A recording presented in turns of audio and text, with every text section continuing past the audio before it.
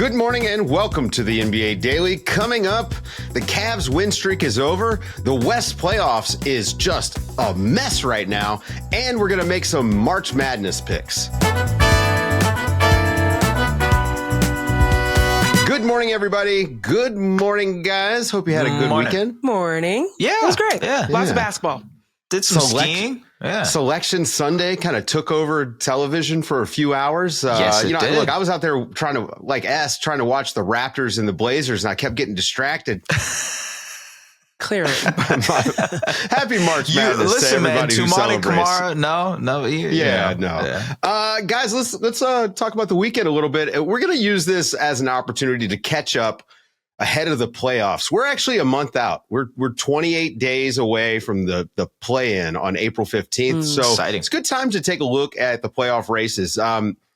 We all kind of know the East, the top three is just locked right now. It's going to be the Cavs, the Celtics, and the Knicks in that order. That's the order for the East at the top. And the Cavs, they did just have their 16-game winning streak snapped by the Orlando Magic. We've been talking about them a lot, Orlando struggling quite a bit since they lost Jalen Suggs. This is a pretty big win for them, but for the Cavs, it's a little bit, this is a loss that's similar to some of their other losses. Orlando was very physical, kind of got them out of their game a little bit. Yeah, when a team can just throw a ton of bodies at them physically, especially against their guards, they have a tougher time creating. Darius Garland tried his best in that fourth quarter with a bit of a run himself, but their secondary guys couldn't create shots and couldn't hit shots. So maybe that's the kind of question moving forward with Cleveland. But at the same time, when it's 16 wins in a row, you can't be complaining that much. You know what I mean? So can't win forever. Well, team's gonna get one on you. It's not that big of a deal, you know. But it's a big win for Orlando. They are in the play-in race with the Atlanta Hawks right now. And Zena, look, they're a half game back of the Hawks. The Hawks are the kings of the play-in, and Orlando, this is supposed to be a team that was going to be home court advantage team. Obviously, the injuries have sunk their season. Yeah. What do you make of their chances, as a play-in team? If they get that 7 seed, they wind up playing Boston. If they get the 8 seed, they wind up playing this Cleveland team. I mean, they kind of match up. If they can score, they match up okay with Cleveland. I think Boston is that's a nightmare. Boston's a nightmare for anyone, but I actually think that this game this weekend against Cleveland gives me hope for what Orlando can bring. You saw them display some tenacity in the second half. You saw them, that they came into that game the top defensive team in terms of the lowest points per game for their opponent. And you go up against the team that scores the most points per game in Cleveland, and you're able to get them to commit 13 turnovers. You limit them to 43 points in the second half. You're seeing that Orlando has some grit. They got some resilience. They're able to keep up. Yeah. And also that they were able to match their offensive output behind that defense, because that's usually the problem, is a team being incredibly great on defense and not being able to match the output on offense. But you saw them go on a 10-0 run, close that gap against a good Cleveland team, a team that did not have Evan Mobley on the floor, but still had a very focused Donovan Mitchell and Darius Garland, and they still played well. So I think they'll match up. They'll do well for a play-in team. I don't know how much further they'll go, though. Oh, if Jalen Suggs comes back and can contribute, I think this team has a chance. Yeah. I mean, we saw how good they were with him to start the year, and we still haven't really seen him healthy. Since Paolo got hurt early on in the season. The 4 to 6 seeds in the East are fascinating right now. You've got the Bucks, who lost on Sunday to the Thunder, but they did pick up a huge win over the Pacers. They own a half game lead over the Pacers for the 4 seed, and they got that big win. So Bucks right now in the 4 seed, Pacers in 5, a half game back, and then the Pistons, the surprise Pistons, are only a game and a half back on the Bucks. Not a surprise to me, Dave. Just saying. You know what I mean? What'd you think about the Pistons? Okay, so we got a chance to see the Pistons against the Thunder, and we got a chance to see the Bucks against the Thunder. What do you guys think about where those two teams are at this stage of the season? I thought it was really fun to watch. Well, first of all, that wasn't probably the best Pistons showing just because it seemed like they got frustrated a lot with the foul and the officiating. I mean, JB Bickerstaff kind of represented the entire team with the way they felt through the officiating situation against OKC. Probably not the game to point to, but generally when you're looking into the postseason, I think their defense is something that can kind of translate over, especially the way they're versatile, can guard 1 through 5 through, Asar Thompson, Tobias Harris can be a good team defender. I think Cade is a pretty underrated defender for his position as well. So generally, I think their defense can translate in the postseason. Whereas Milwaukee, Indiana, I feel like they have a little bit more of a hole, especially at the point of attack defensively.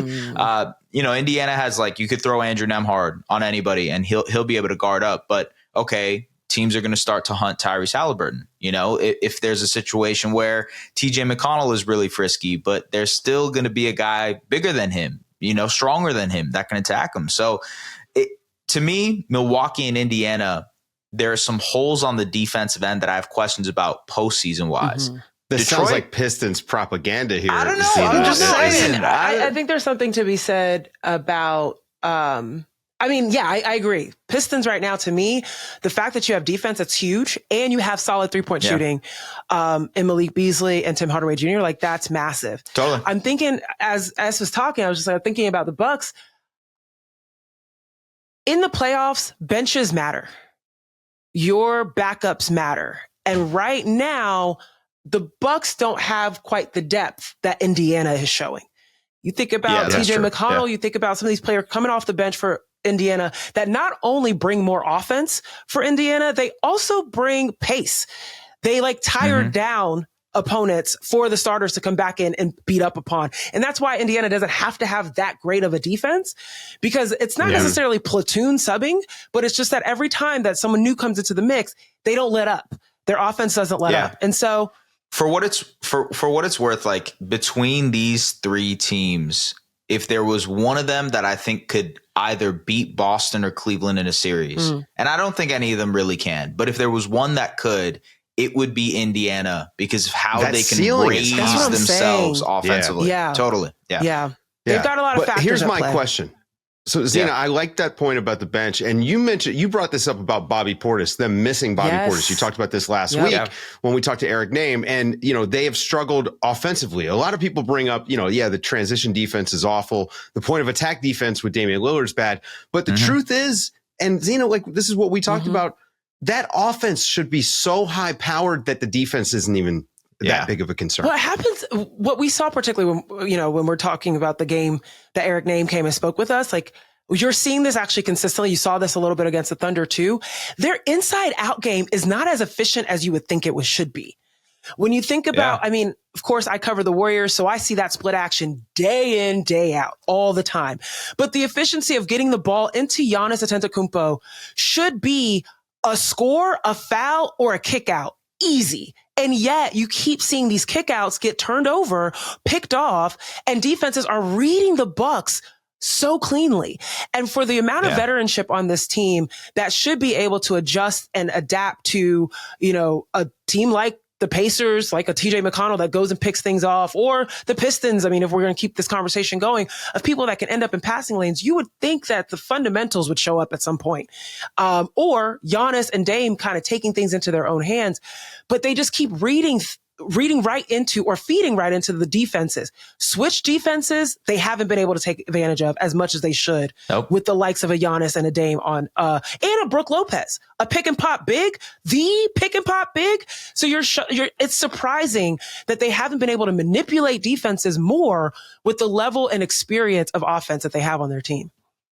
Yeah. I'll tell you, my biggest frustration is there's too many times where I'm looking at the clock and it's 12 seconds left on the shot clock and they've done nothing. It takes them so long to get into action. No one has moved. No one has made a cut. No one set a screen. They haven't even got past half court sometimes. Right? That's how long it takes this is them, the sort of stuff that when it comes playoff time, and I'm with you, This is why I do trust Indiana a little bit more. And frankly, I like the Pistons. I think like the Pistons with that defense. That's a scary team if you're the Knicks. I like their defense and their camaraderie. If I'm looking at, I love the camaraderie. If I'm looking at the East right now, if you looked at that game even with Cleveland against Orlando, particularly at the end of the third quarter, DeAndre Hunter hits a 3. And at the same time, they all do the 3, like ice in my veins. Celebration. Right? Yeah. Darius, Donovan, DeAndre. I'm like, ooh, that's scary. When teams are gelling, DeAndre just joined that team. And they're gelling like this. I like the way that the Pistons look for that reason. I like the way Cleveland looks for that reason. And of course, who do we love the most for that reason? OKC. They're boys. And I think that that is a factor that's on the court that you cannot eliminate. Well, speaking of, hold that thought. After the break, we're going to talk about the Western Conference and those Thunder who had a really nice weekend. The Oklahoma City Thunder had another productive weekend. They're now 56-12 on the season after beating the Pistons and the Bucks back-to-back days. We have talked about the Thunder a lot. I don't know if there's anything else we can say. The Chet and Hartenstein lineups are working. They're actually they're making them so much better when Shai is off the floor because they throw those two on and it's an offense to itself. It's Hartenstein making plays. It's Chet, dominating offensively in his own way. That is going to be a key to them in the postseason. Those two guys thriving together. But yes, Shai we've has talked about them a lot. 60 games. It's like 20 plus games, something like that. 20 or more points. And Zena, I turned a corner here in the last couple weeks where I now feel as if Oklahoma City can just beat anyone. And I think it's because of Shai. I'm fully a believer. Dave, I'm so proud of you. It's true. I know that wasn't an easy thing for you to do. So, we just... Well, it's not like it's Cade, okay? It's not Cade Cunningham. Eventually, No, I'm happy. I'm happy that you're on the good side here. Cade. I mean, everyone can see it. I think MVP conversation is different, folks, by the way. Let's put that qualifier out there. But agreed. The way that Shai impacts this team is palpable. We can see it. It's tangible. Yeah. Okay, let's update the playoffs. Obviously, the Thunder are running away with the West, and right behind them, it's a gaggle of teams fighting for that 2 seed. The Rockets, the Nuggets, and the Grizzlies are all same record, 43-25. The Lakers are 1 game behind those 3. The Lakers picked up a big win on Sunday over the Suns. The Suns have their own battle. They're a game and a half behind the Mavericks, who I only have like 7 guys available, and the Suns just cannot win a basketball game. They have a ridiculous schedule ahead of them. They have the hardest schedule in the West remaining. And if they were to, they play Cleveland once, they play OKC once, they play Boston 2 more times, the Knicks, the Warriors. It's going to be tough for Phoenix, man. It's incredible to say that. I mean, Zena, you watch the Suns. Kevin Durant, this looks like he's not really having that much fun. I don't know if you guys saw the game with the Suns and the Lakers over the weekend, but literally at one point, Kevin Durant takes his towel and wraps it around his eyes after a turnover. And he's just so you can just tell frustrated, tired. It doesn't make sense the way that they are stacked with talent. With a Devin Booker, with him, with the defense from the rookies, and also in Oso Ighodaro and Ryan Dunn, the height even now, you got Richards in the mix.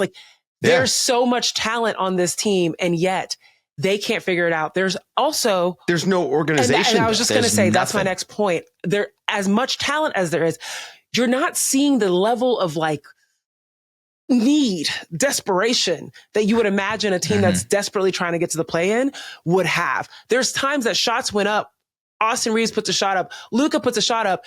And you're seeing players, one, already 10 feet away from a shooter, but then put just an arm up. Just the hand up. It's what is happening? It just felt like they're some not of the softest closeouts imaginable. They've just given up. It's done. They know that there's only 15 games left in the season. It's just they're walking towards Kevin Durant's on Zillow, trying to figure out where he wants to move to. Minnesota. The lakes are really nice up in Minnesota. So I think probably what it's going to be. Okay, so the 2 through 5 race right now. Everyone's trying to get that 2 seed because you want to avoid Oklahoma City. The Grizzlies and Rockets have kind of been hanging out in that 2-3 spot. Obviously, the Lakers, they went on that huge surge. They really didn't fall off as much without LeBron as I expected. What do you guys think make of that race, and where do you see it going here in the next few weeks? We only got 4 weeks left. Yeah, the Rockets playing well as of late is interesting just because they've gotten healthy again with Fred coming back, and they're just playing better defense because of it. So they look better. They're in a good position. The Lakers have such a tough schedule moving forward too, and that's something that's going to work against them as they try to ramp LeBron back into the situation. I'm looking at Denver though, because it's been kind of weird. How over are they the last 0-2 against the Wizards this year? Yeah, Jordan Poole has Jokic's number. Is that what I'm supposed to believe here? Alex Sarr out here dominating the matchup. That's an interesting one. And then, the night before that, it's the Lakers without LeBron and Luka, basically almost pulling the thing off and winning. Jamal Murray ends up with the dagger. So I think it's just interesting. Jokic had a quote earlier saying, you can't flip a switch. He said, I think you are who you are in the regular season as you are in the playoffs. You can't flip a switch. And I think that's indicative of how this Nuggets team is kind of going through the motions of things towards the end of the regular season. I'm curious to see what you guys think about that, though, because I feel like the Nuggets have the talent, but it hasn't looked the greatest over the last couple of weeks as they try to get things together. Yeah, my concern with the Nuggets actually was brought up by Claire DeLune, that's been on this show that covers the Lakers. Yeah. I don't trust the Nuggets defense. They've got a bottom third defense in the NBA, and it's not, their offense isn't the same sort of like high octane offense that Indiana has, where your team is just getting tired by chasing them around. Right. So they operate a lot in the half court. They're not really doing a lot of transition breaks and all that. So if your defense doesn't match, or if your defense isn't there and your offense isn't as tiring as it could be, teams can catch up with you. Teams can stay with you. And I think that's what we saw in the Nuggets-Lakers matchup recently. So I don't trust the Nuggets. I don't trust the Rockets. I do like Fred VanVleet coming back. Okay. But I'm looking at, I particularly looked at the Rockets' last 6 games because they're on a 6-game winning streak. Okay. Yeah, the schedule. Right? So I'm like, how much do I want to make of this streak? But interestingly enough, I feel the same way about the Warriors and the Timberwolves. Because if you look at their streaks, Timberwolves on an 8-game winning streak, Warriors on a 7-game, same thing. They've beaten some high brand teams, but some of those teams either didn't have their star players or teams like even Detroit, like it took the Warriors taking them to clutch minutes, or Steph Curry having to score 56 points in order to beat Orlando. Right. So it's just I that's why the West is so wild right now. But I know. Yeah. It's hard to read because, there's the injury factor, obviously, is makes it hard to read. But also, I think what you mentioned about Denver is a very good point. Their offense doesn't put enough pressure on you. They don't shoot enough threes, right? And the Warriors sometimes run into this problem too, right? When the threes aren't getting up. And then you look at a team like Minnesota and the streak that they've kind of gone on. And I would say like Anthony Edwards, this is not like some kind of a great leap into MVP category, but I do think we're seeing a little bit of a mini leap for him playmaking wise over the last couple months. I think that what Minnesota does, where you have this guy with the ball in his hands that's going to be a high volume 3-point shooter. He's going to attack the basket. I think that's a little bit harder to contend with. So Zena, I think that's a great point. And also, I think history has proven that you cannot flip the switch. There are not many teams that can just go into the playoffs. Very hard to. The Cleveland Cavaliers, when LeBron James was there, the second stint, that was the one team I've ever seen that was able to do it. And that doesn't mean they can't lock in for a quarter or something like that. Certainly teams can raise their level. But when we go into the playoffs, the teams I'm circling, it's going to be Oklahoma City. It's going to be Cleveland. It's going to be Boston. They all have that ability to throw an avalanche on you offensively. And that's what Denver hasn't shown this year. So it's a good point, Zena. If anything, I think the teams that end the season the best have the best momentum moving into the postseason, right? You think of Boston a couple of years ago when they faced the Warriors in the finals, that second half surge. Last year, the Mavericks, they really galvanized, created a great defense. They went into the playoffs and they knew what they were doing. I think you got to look at who is dominating at this moment right now. And to your point, like Cleveland is dominating, Boston is doing his thing, OKC is doing his thing, and too. The same team's been doing it all year. All right, let's make some predictions. We're a month out. Okay, who's going to be the 2 seed? I'm going to say it's the Rockets. I think actually the Rockets end up with the 2. They have a pretty easy schedule. The Lakers' schedule is tough. It's real hard. Nuggets LeBron's are kind of going to be out another week. Yeah. I think it'll be the Rockets. Yeah, I think it'll be the Rockets as well. I do think that 3-4-5 might switch up though. And really because right now, both the Grizzlies and the Lakers are hyper dependent upon a star coming back. Jaren Jackson for the Grizzlies, LeBron for the Lakers. And if their absences are extended, I absolutely see the Warriors and the Timberwolves who are creeping up in their defense, who are creeping up in their 3-point percentage, and particularly the Warriors who are creeping up in their free throw percentage. 3 things that are majorly important in the playoffs, finding a way up into those 4 or 5 positions. Well, I was actually going to say, what are those odds? Oh, yeah. Wow. It's... I do think the Wolves and Warriors have a chance. Yeah. Because look, the Wolves have the easiest schedule in the West moving forward. They have the 2nd or 3rd easiest schedule in the entire NBA. Guess who has the first? Like, they are not facing a lot. The Warriors. It's the easiest schedule in the NBA. Their strength of schedule for the rest of the year? They have like the 4th easiest schedule in the West. The Warriors do. Yeah. But the Timberwolves are easiest in the West right now. So they're just facing a lot of like rebuilding teams. And I think there's a chance. There is a chance they could climb into that 5 or 6. I don't know. Yeah. We'll see. Look, to your point, the Wolves, top 10 offense and top 10 defense over the last month and a half. They are balling. They've been playing really well. And again, Anthony Edwards, I mean, the double team thing was so funny when he was sitting in the locker room, and then he just went and grinded tape, and he really has figured it out. I mean, it is a night and day difference in the way that the patience that he's showing in the double team. And I think that guy's going to be very scary in the playoffs. Guys, it's time for our BetMGM picks this week. We're doing a little college picks. We thought we'd have a little fun with this. Selection Sunday was yesterday. Figured we would show how casual, well, not Zena. Well, on one side. Zena's not casual about any basketball. Me and you, Dave. Thank you very much.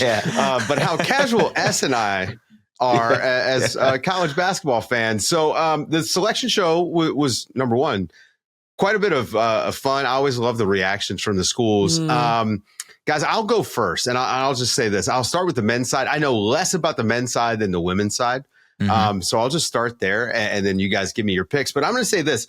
I've seen enough Cooper Flagg to know that he is far and away the best player in the country. And if he's healthy, I think Duke has a chance to win this thing. So I will pick Duke. But my Cinderella school would be my own Rams, the Virginia Commonwealth University Rams. I think they're going to beat BYU in that 6-11 matchup. You know, that we always get an upset in one of those 6-11 games. I think it's going to be VCU this year. Okay. I like what it. About you guys? I'm going to go with Duke as well, just because, again, casual fan here. If Cooper Flagg is playing, it's very obvious he's the best player in this. Why not? My Cinderella, though. Okay. School name Wofford. All right. Wofford. And the reason is because Wofford. My bad. You know what? We will know their name soon because they will be a Cinderella story. Okay. And it's because their mascot is a terrier. Okay. I love dogs. It's an awesome dog to have as their mascot. Why not? Let's go with it. Also, I didn't mean to be so aggressive with that. My bad. Any pick on the men's side? I do have a pick. I just want to apologize to us. I was recruited by Wofford, so I feel a little bit tied to it. But anyways, yes, Wofford. Look, now I know. I feel like I really like the SEC. And the SEC is well represented in this men's side of the tournament. Yes. I think it's going to be an SEC team. I think that there's going to be a little chip on their shoulder because everyone's looking at the ACC, particularly Duke. I'm going to go ahead and I'm going to choose Auburn. I'm going to switch it up. I'm going to choose Auburn. Oh. And my Cinderella team is going to be my school too. I'm going to choose Yale men's basketball. I forget who they're playing in the first, but I believe that they're going to upset them, whoever it is. I don't know what Wofford is playing. College basketball is about being a homer. Yeah, I am a homer. I absolutely am choosing. I'm not. Why would I ever root against the Bulldogs? Ever? No. On the women's side, now Zena, I would love for you to set this up for us. And you guys, new episode of No Off Season. Just out there after Selection Sunday, your instant reaction show. So I know that you've already given, your thoughts on that. But My understanding is South Carolina not being the overall number 1 seed is a massive sign of disrespect to Dawn Staley and USC. So, or do we call them USC or? Yeah, you would call them South Carolina. Yeah, USC, Southern California is USC. Yeah. South Carolina is South Carolina. Yeah. But Dawn Staley felt a way about it. Fair. UCLA did beat South Carolina this year. And when you talk to the selection committee on the Selection Sunday show, they said that the competitive head-to-head did matter, and that they were able to win. So there is that. However, I think a lot of these teams, whether it's Texas, whether it's South Carolina, UConn being slated, given as a number 2 seed, all of these teams are looking for some reason to motivate their teams. Something, some sort of chip on their shoulder. So say what you want. It's going to be very competitive. Dare I say, very much more competitive than the men's side. However, I've heard that both years are unprecedented in the level of parity that has shown up across the bracket. Oh, I mean, I did, women's college basketball is probably my favorite league on the planet. I just don't have time to watch it. This year, the little bit of time I had, I tried to see South Carolina as much as possible, and I tried to watch as much Juju Watkins as possible. Sabrina Merchant, she sends me an email or a text message anytime Juju's doing something. She sends me a text. So I'm picking USC and Juju to win because I think when you've got the best player on the court at any time, you've got a chance to win. And then my Cinderella is going to be Norfolk State. I think when you got a team that can score like that, and they're from Virginia, so I'm going to ride for them. Yeah, I'm picking Norfolk State as my Cinderella. Diamond Johnson out of Norfolk State. She came from NC State. That's right. MEAC there player you go. of the year. She is a scorer. Oh man, she's a scary scorer. So yeah, I agree with that. That's a good one. I am going to choose UCLA. Lauren Betts inside is hard to come by, and they have beat some really tough teams this year and found a way to beat USC in the Big Ten Conference title. So I feel like they're rolling right into the tournament really, really strongly. I think that my Cinderella team, I'm going to choose Iowa State. And really, honestly, because of another big inside, Audie Crooks is hard to move. Big on bigs. And she can get up 40 if she really wants to. So I'm going to go with Iowa State.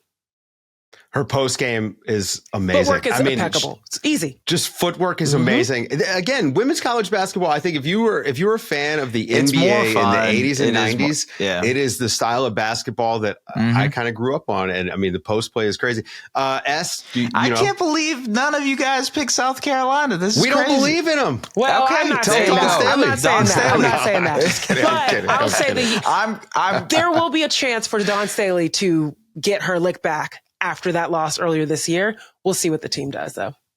Yeah, I'm going to go ahead and just lean with Dawn Staley being very motivated and picking South Carolina. And then for the wild card, Ball State. Ooh. Literally just named Ball State. Like, it's in the name. You know what I mean? Again, very casual. So who could be better at it if you're named Ball State? It has to be. You would think that they would be. Yeah. Right. Yeah. Anyway, hey guys, if you're watching this on YouTube, please subscribe. And if you're listening to this podcast on Apple, Spotify, wherever, leave us a 5-star review. This show's fun and it's good. We deserve it. Thanks. And also let us know your picks for the tournament. We don't, we're looking at this as fans instead of analysts on the college side, except for Zena. Again, no off season for Zena. Yep. And that's why we're launching no off season starting today. Yeah, exactly. That's right. That's an organic promo for you. Guys, that's going to do it for the show. Thank you guys for tuning in. For Es Baraheni and Zena Keita, I'm Dave DuFour, and this has been the NBA Daily. Thanks for waking up with us.